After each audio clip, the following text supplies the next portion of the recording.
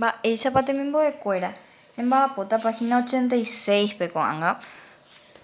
Viernes 30 de octubre de 2020, ñamoyana la fecha.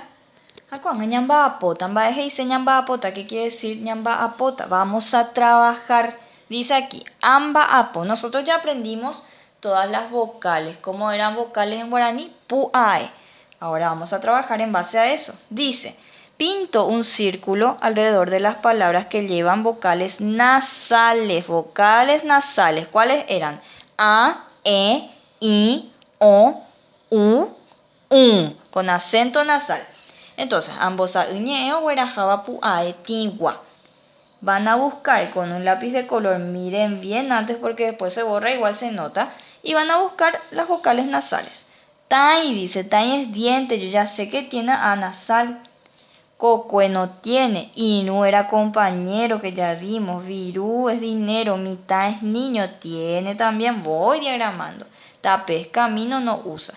Oque es puerta, ya coloco también. Cambio es leche, no tiene. Y cuan, que era dedo, también tiene. Verifiquen ustedes para ver si es cierto. Después de eso dice, escribo con linda letra. Van a escribir entonces ustedes con linda letra lo que tenemos aquí, que son las vocales. Van a poner entonces A. ¿Vieron? Así van copiando un poquito como es para cambiar un poco. E, I, O, U, U. Igual si hacen como está acá, ahí le dan un poquito una forma parecida. Es para aprender a usar también este tipo de letras. Y van a pasar el siguiente acá. 2 veces me van a hacer cada uno. Entonces, A, E, I, O, U, U. ¿Sí?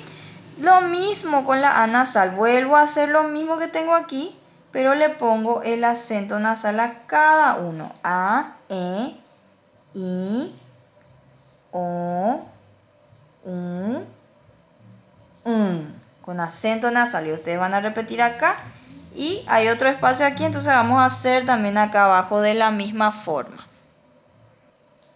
Entonces van a ir completándome todito eso con esta letra bien linda que se entienda bien adentro de este renglón.